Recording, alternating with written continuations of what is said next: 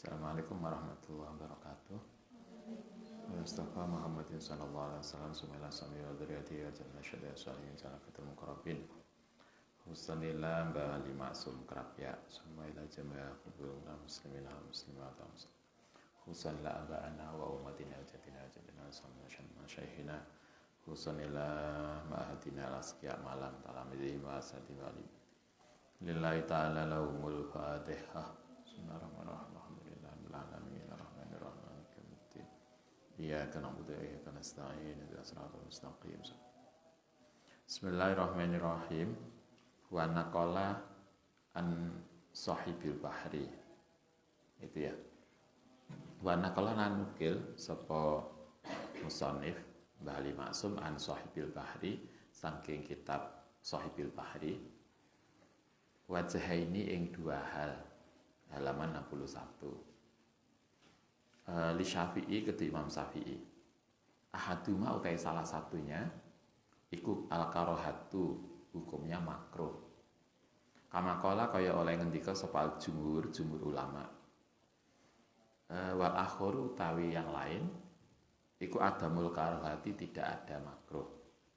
Kakola lan ngendika sapa musannif Bali Maksum innahu iku al-akhassu, yang khusus indi menurut saya inda umina nalikane aman apa al-iftinanu fitnah. Ini kita masih melanjutkan pertemuan sebelumnya tentang hukum seorang perempuan ziarah kubur. Kemarin disampaikan bahwa di dalam mazhab Syafi'i ziarah kubur kalau untuk laki-laki nggak ada masalah. Laki-laki ziarah kubur nggak ada masalah, boleh. Ada yang kemudian bisa membuat sunnah karena bisa mengambil pelajaran dengan baik. Nah, sekarang kalau perempuan ziarah kubur bagaimana hukumnya? Di dalam fikih dikatakan perempuan ziarah kubur itu ada dua. Kemarin pertemuan sebelumnya dua itu, yang pertama adalah nggak boleh, manhiyah, dilarang. Hendaknya perempuan tidak ziarah kubur. Tetapi Imam Nawawi mengatakan pendapat yang mengatakan bahwa perempuan dilarang ziarah kubur itu pendapat yang sad, pendapat yang aneh, pendapat yang tidak dikenal, tidak masyhur. Yang masyhur itu adalah boleh. Nah, sekarang dirinci, boleh itu ternyata ada dua. Di dalam mazhab Syafi'i, di dalam kitab Sahibil Bahri, boleh di dalam mazhab Syafi'i itu ada dua. Ada yang boleh dengan makruh, ada yang boleh dengan tanpa makruh, berarti boleh saja tanpa alasan apapun. Menurut Bali Maksum, perempuan ziarah kubur itu adalah boleh tanpa makruh.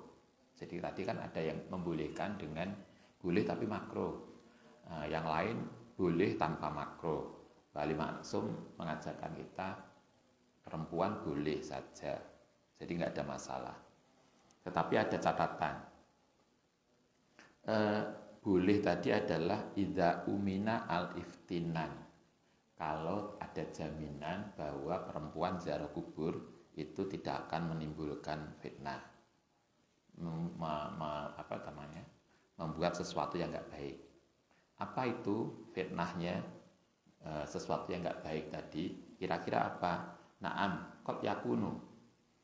Terkadang ana hunaka apa syai'un, sesuatu min afati ziaratil kubur, saking bahayane ziarah kubur. Bahwa yaitu anan nasa sak temene manusa iku yahrujuna keluar ilaiha maring ziarah kubur fi ba'dil jihati, ing dalam sebagian arah bihalatin, dengan suatu keadaan tunafi, yang menafikan fitine dalam agama. Misalnya kalau ketika berangkat ziarah kubur itu melakukan sesuatu yang tidak pantas. Contohnya fatah talitu, kemudian bercampur sapa rijalu bin nisa'i, laki-laki dengan perempuan campur bareng, fituruki ing dalam dalan. Kalau kita kan enggak toh. Saya kira laki-laki perempuan campur jadi satu, itu yang nggak bener. Ziarah kubur kayak wong pacaran, nah itu yang nggak bener. Itu yang nggak benar. Karena itulah kalau itu nggak ada masalah, kalau nggak akan terjadi seperti itu, ya silakan aja. Itu contohnya yang kemudian ziarah kubur menjadi tidak boleh. Tapi intinya sebetulnya bukan ziarah kuburnya yang nggak boleh, tapi cara pelaksanaannya yang nggak boleh. Karena laki-laki campur, itu yang nggak benar. Wa alal ning dalan wa alal makobiri atau di kuburan ikhtilatan campur laki-laki perempuan layar dohu yang tidak ngeridoi hu ing ma sapa aklun secara nalar wala dinun lan ing kasih agama, melakukan perilaku-perilaku yang enggak baik laki-laki dan perempuan yang secara syariat tidak benar, itulah yang enggak boleh. Wa alal makobiri lan ing atase kuburan yakuluna makan, wa yashrabuna minum, wa yanamuna lan tidur. Misalnya yang lain makan, minum, turu di kuburan. Itu apa kuwi? Lae ngono kuwi. Nah, kita paling ke makam, ziarah makam kan tahlilan, yasinan, setelah itu pulang tuh. Kan enggak kemudian sampai nginep go termos. Misalnya kan ke kuburan go termos terus makan minum di situ. Wa tabarazuna lan menampakkan wayaf aluna lan melakukan maing barang yaf aluna yang melakukan maing barang yastahyi yang tidak pantas apa alkolamu kolam antastiri saking menjelaskan atau melakukan segala sesuatu yang kemudian tidak baik. Sama dengan kita kalau lebaran kita silaturahmi itu dianjurkan oleh agama. Tapi silaturahmi kemudian dipakai untuk pameran kekayaan, itu kan nggak bener. Enak toh? Ustaz tuh punya pedagang emas, punya kenal dulu teman haji sekamar pas haji, itu pedagang emas di Malang. Jadi kalau dia cerita, Pak Udhuri kalau kami dodolan perhiasan, yo kalung, yo gelang, menjelang lebaran itu mesti laris. Apapun bentuk emasnya, walaupun emasnya hanya ada yang 24, ada yang 20, 18. Emas yang paling tidak berkualitas pun laku menjelang lebaran. Tapi habis lebaran balik kabeh dijual lagi. Kenapa? Karena kemudian mereka beli emas, beli perhiasan dikai modal untuk mudik.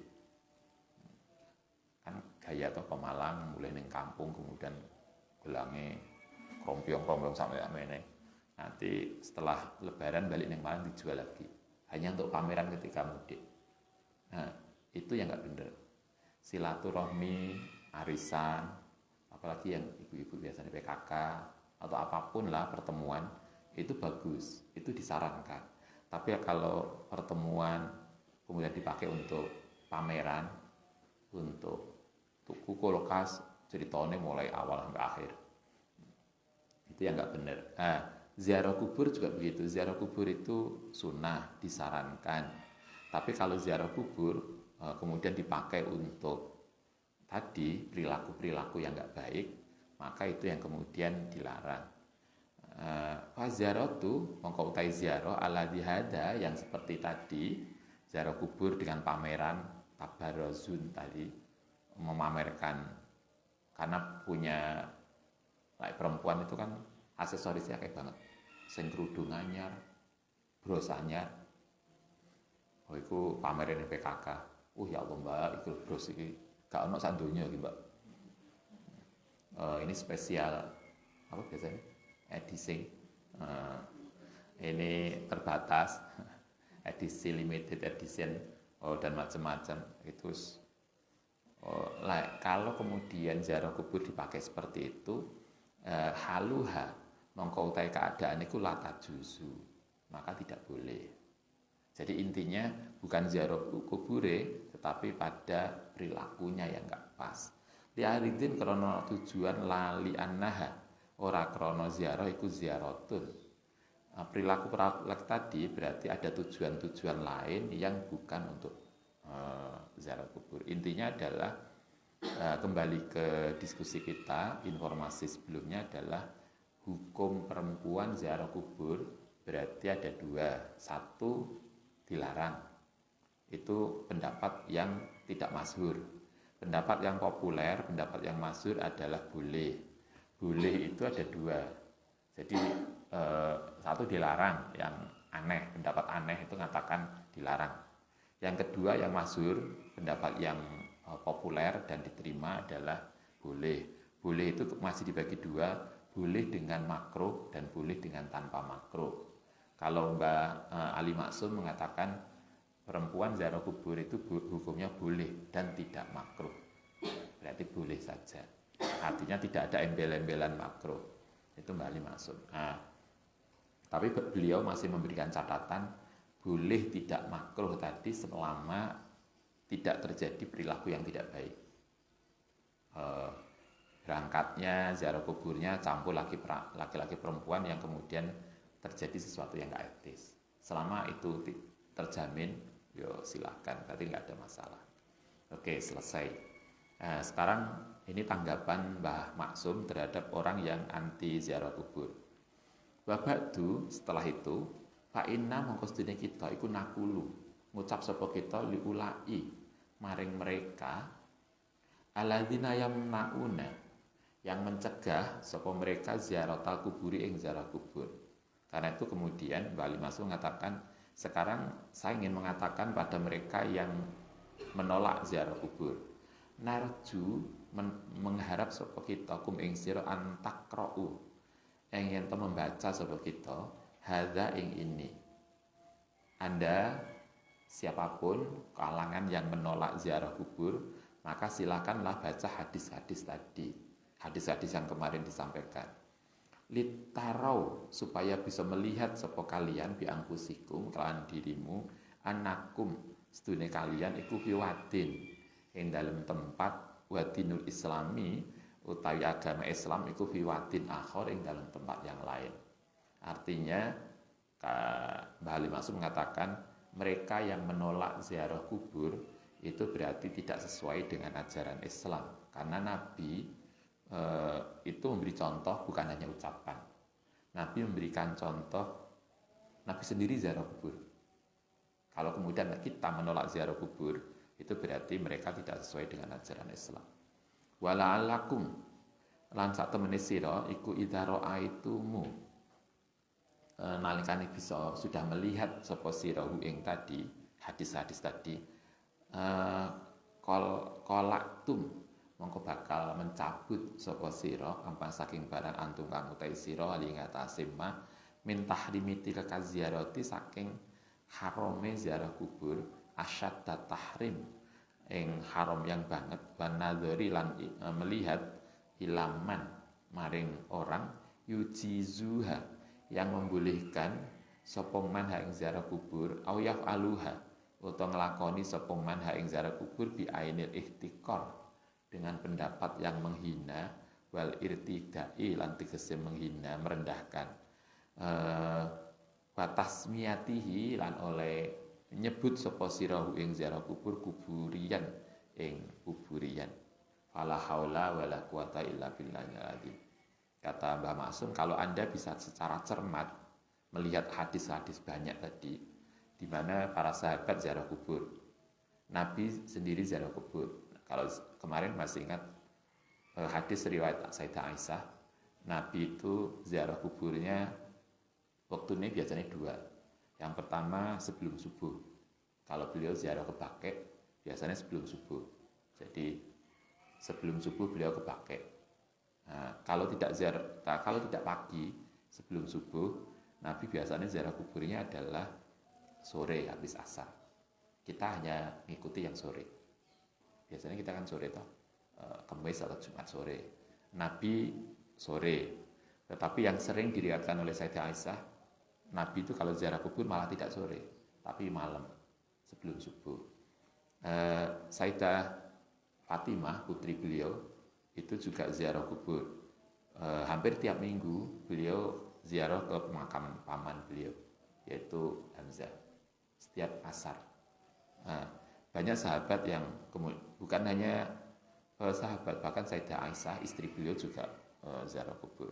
Sehingga Mbah Ali Maksum mengatakan Kalau kita bisa mencermati hadis-hadis tadi, di mana Nabi melakukan, para sahabat melakukan, keluarga Nabi melakukan, maka orang-orang yang menolak ziarah kubur itu akan berubah pikiran.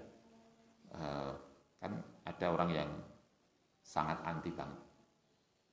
Kita nggak tahu alasannya. Salah satu yang dipakai biasanya alasannya adalah syirik. Syirik itu karena mereka menganggap orang ziarah kubur itu meminta ke kuburan. Padahal kita yang ziarah kubur, kita nggak pernah minta ke kuburan. Mintanya kepada Tuhan. Kita ziarah kubur itu hanya sebagai tabarukan kepada orang soleh. Karena kita mengikuti apa yang dicontohkan oleh Nabi. Itu yang ini dulu masih ingat sejarah Wahabi yang sekarang berkuasa di Saudi. Itu semua makam dibongkar, bahkan makam Nabi mau dibongkar karena dianggap sebagai sumber syirik. Kalau Anda lihat hadis Nabi tentang situs-situs tertentu yang dulu pernah disebutkan di hadis, sekarang situs-situs itu ada beberapa yang sudah hilang karena dibongkar. Jadi situs-situs yang dianggap menyebabkan kesyirikan itu oleh Saudi dibongkar, sehingga apa yang disebutkan dalam hadis itu sekarang nggak kita temukan lagi. Ini kan sebuah menghilangkan bukti sejarah dan segala sesuatu yang mestinya kita bisa pelajari oleh anak cucu kita. Itu yang mereka lakukan. Oke, fama asadda, maka betapa sangat luar biasa apa jahlukum, kebodohanmu, kata Mbah Ali Maksum. Betapa kalian orang yang menolak ziarah kubur itu sangat tidak paham bimadzhabil muslimin, dengan pendapat mazhab Islam kuliah seluruhnya. Fahiyya ikutu jizu, pendapat mazhab Islam itu apa? Tujizu, membolehkan ziarata tilka ziarata ing ziarah kubur, watas serahu, lan menjelaskan lizairi maring orang yang ziarah kubur ada bahaya ing etikanya. Seluruh mazhab Islam itu membolehkan ziarah kubur, tentu dengan catatan kita tidak boleh minta ke kuburan, karena kalau minta itu syirik, benar. Kita bisa bedakan itu. Mazhab Islam bukan hanya membolehkan ziarah kubur, bahkan menjelaskan tentang etika di kuburan seperti apa. Wajah lakum, lan kebodohan ira bisunnati Rasulillah sallallahu alaihi wasallam, dengan sunnah Rasul. Fa innahu, krana satemene Nabi Muhammad iku ziarah al kubura ing kuburan binafsi kelan dirinya beliau. Nabi sendiri bukan hanya mengucapkan, Nabi tidak hanya mengucapkan, tapi Nabi juga melakukan. Wa alama, lan mengajari sapa Nabi ashabahu ing sahabatin Nabi kaifa yazurunaha, bagaimana cara ziarah kubur.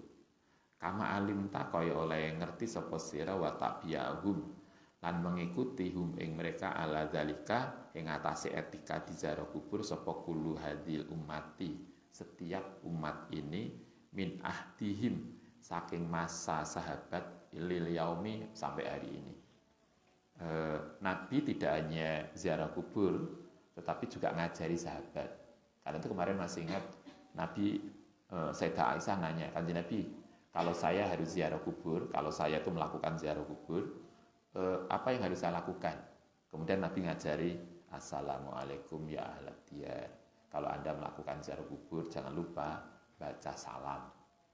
Itu kan artinya Nabi tidak hanya ziarah kubur untuk beliau, tapi juga ngajari sahabat, istri, keluarga, putri, bagaimana ziarah kubur.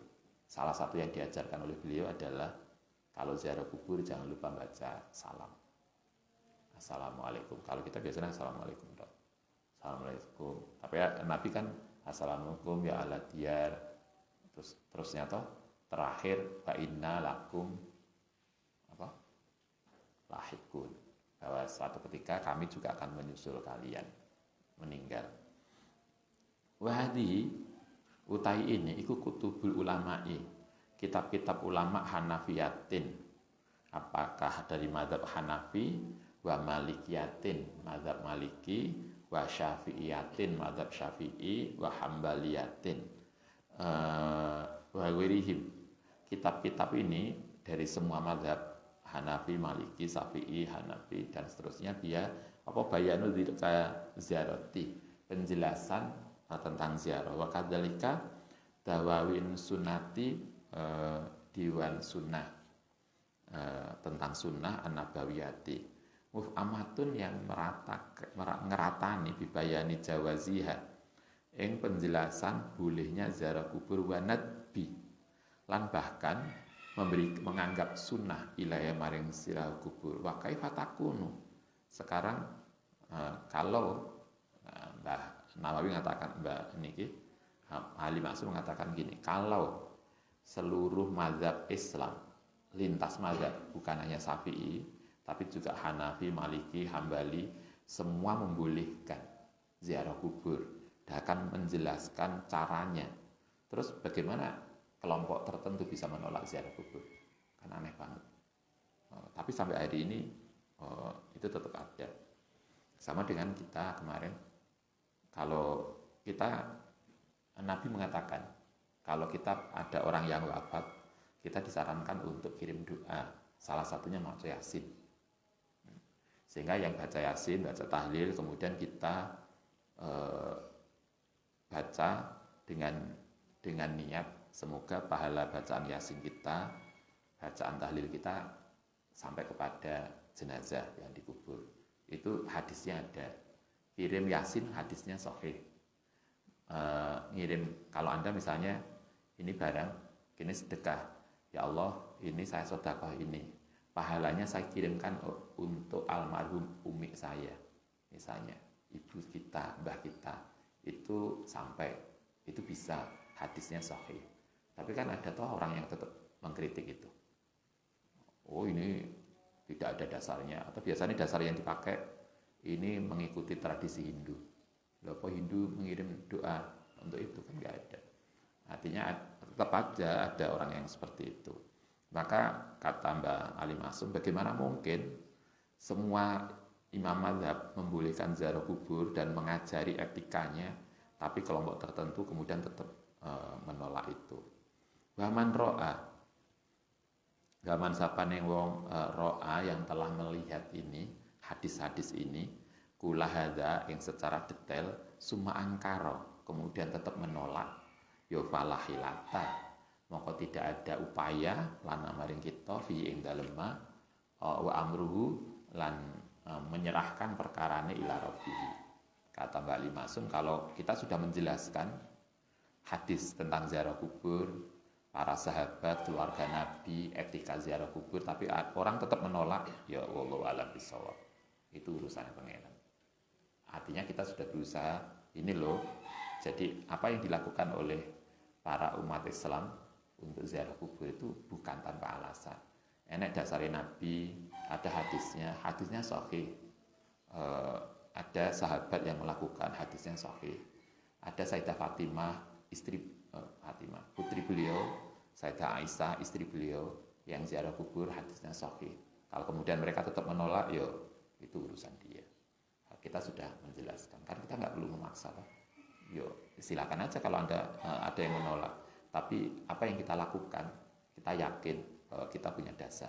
Dan kita bukan hanya yakin, kita tahu pasti ada dasar hadisnya yang sahih. Sehingga kita bukan tanpa alasan. Itu akhir penjelasan Mbak Ali Maksud. Baik, nanti kita lanjutkan. Al-Fatihah.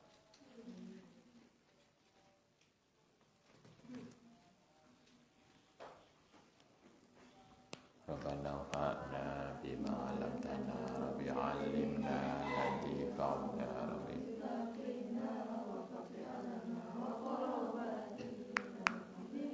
Rabbana fa'na bima 'allamtana rabbi 'allimna alladhi fa'na wa faqih 'alana wa qarrana.